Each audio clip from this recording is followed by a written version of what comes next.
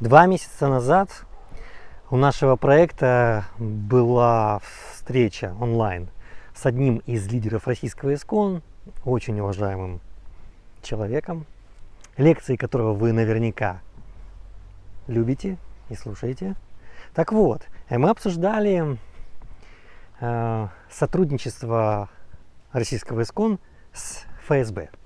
И представляете, как интересно, вот мы ему рассказываем, вот такие-то есть лидеры, которые уже немножечко засветились и которых мы уже пробили, вот, а таких мы еще пробиваем, проверяем. И по поводу одного из лидеров российского ИСКОН, он говорит, такая он и никогда не скрывал. Представляете? Никогда не скрывал.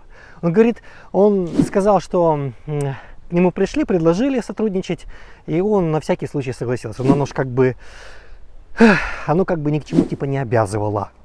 А теперь ситуация таким образом развивается, что этот лидер, которого якобы это сотрудничество ни к чему не обязывало, он ходит там по Индии, по украинским преданным и пытается их, ну вы понимаете, склонить к сотрудничеству с ним и через него с ФСБ России.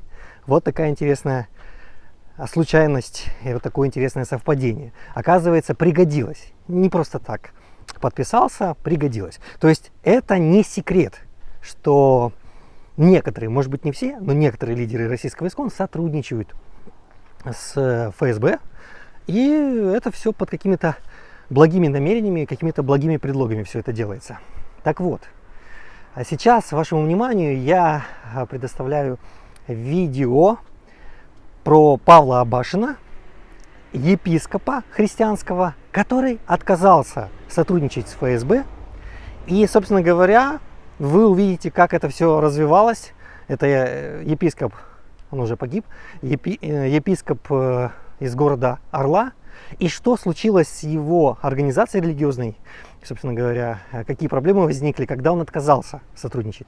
Это нам о многом скажет. Вот.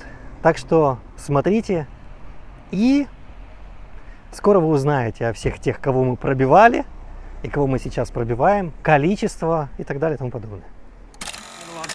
Второй гость – Павел Абашин, епископ Орловской области. Город Орел находится примерно в 350 километров от Москвы. Рады вас видеть. Настоящая война объявлена церквам, у которых есть молитвенные дома. В мае 2018 года по решению суда был закрыт молитвенный дом Церкви Божьего Воскресения города Орла, где я являюсь пастором церкви. Наш молитвенный дом – это новое строение, готовое к эксплуатации. Но суд принял сторону прокуратуры. 26 ноября 2019 года суд принял решение о запрете на эксплуатацию храма церкви посольства Иисуса в Нижнем Новгороде, где пастором является Павел Рынич. Для начала мне хотелось бы узнать. В этом обращении говорится, что здание церкви было опечатано. Поясните, пожалуйста, что это значит?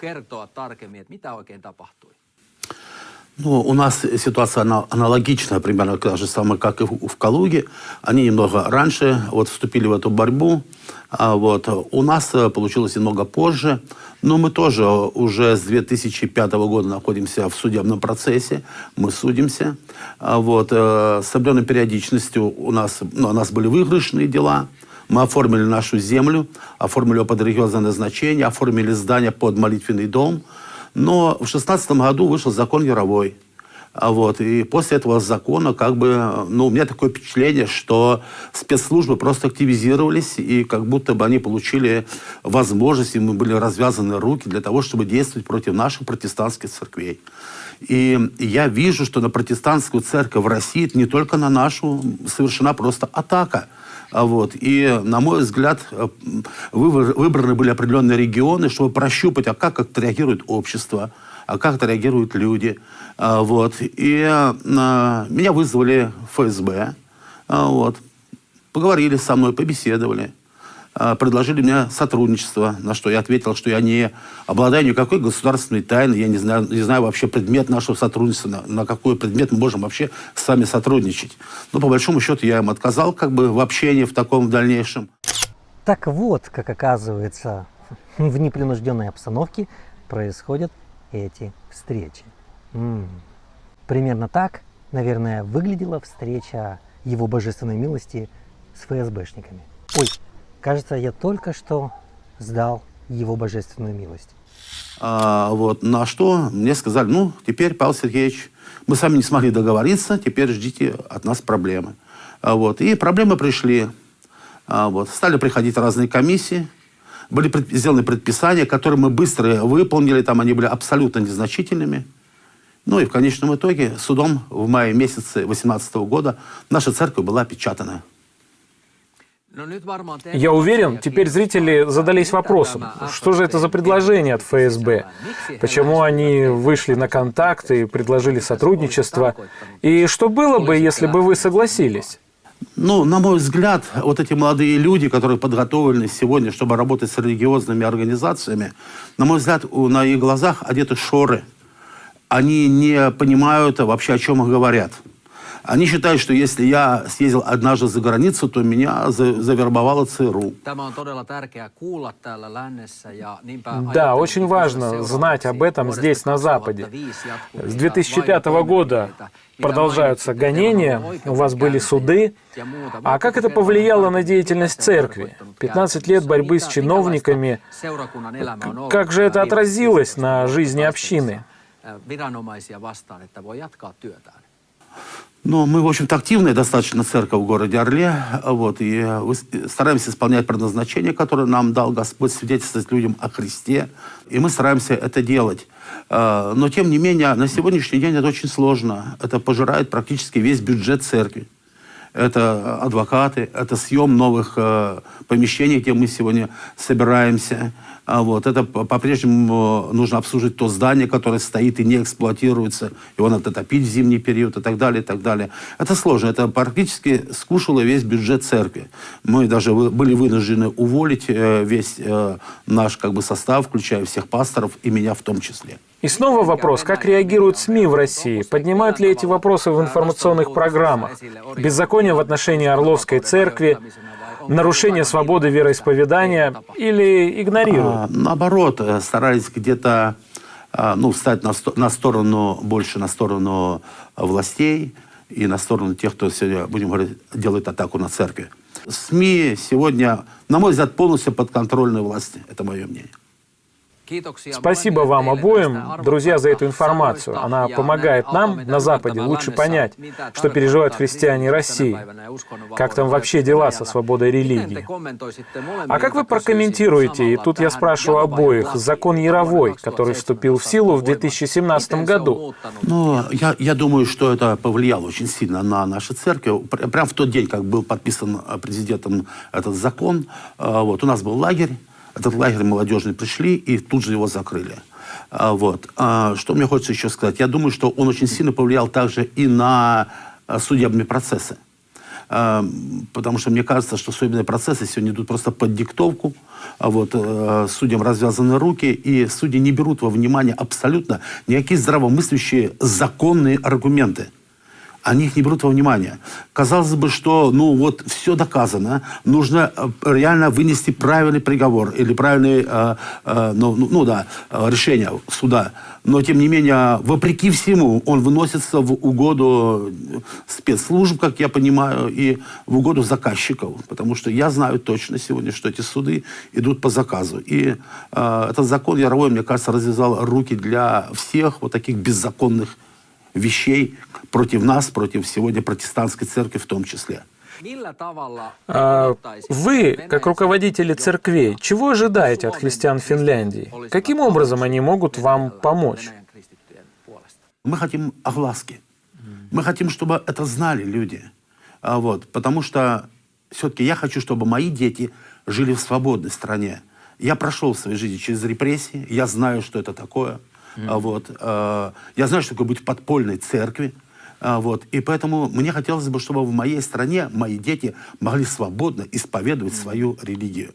Я бы хотел, чтобы финские верующие нас поддерживали. А где можно, рассказали. Спасибо вам большое, что вы нас позвали.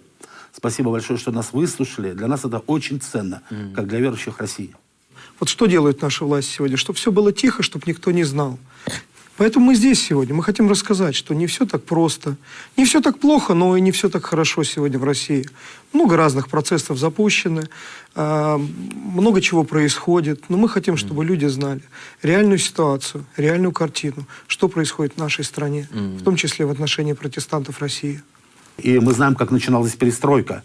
Вот, когда была встреча в Рейкьявике Горбачева и Рейгана, и они заключали договор там, о сокращению ракет средней дальности, вот, то Рейган сказал такой момент, что договор не может быть подписан, доколе не будут отпущены все узники совести и все политзаключенные в Советском Союзе. На что Горбачев сказал, у нас уже все выпущены. И ему был предоставлен список этих политзаключенных и список узников совести.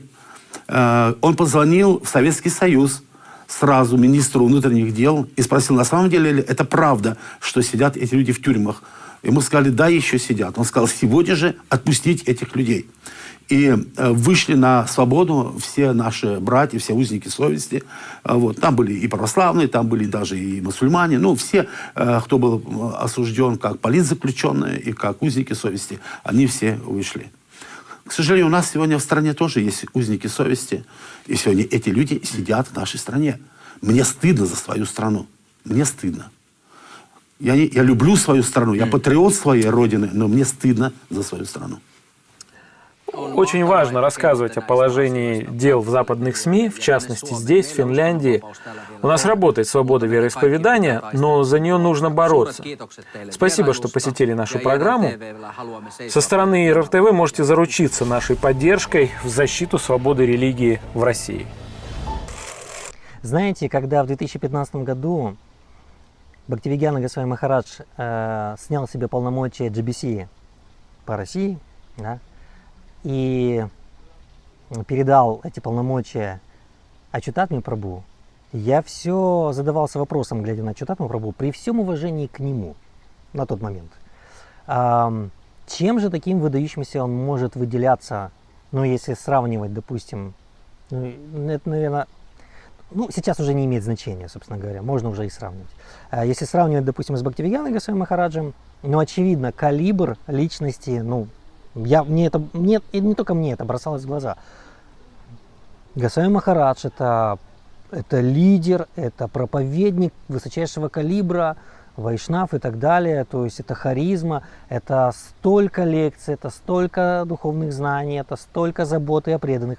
Просто невероятно. Конечно же, он абсолютно заслуженно занимал положение духовного лидера российского ИСККОН.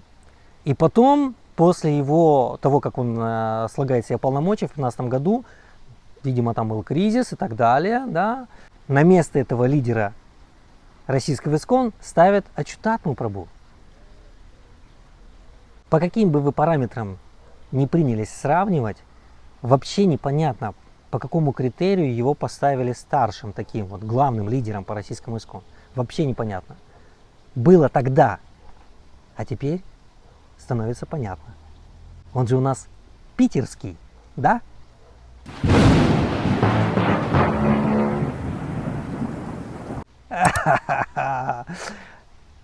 Критерий какой нужен для того, чтобы быть руководителем религиозной организации в России?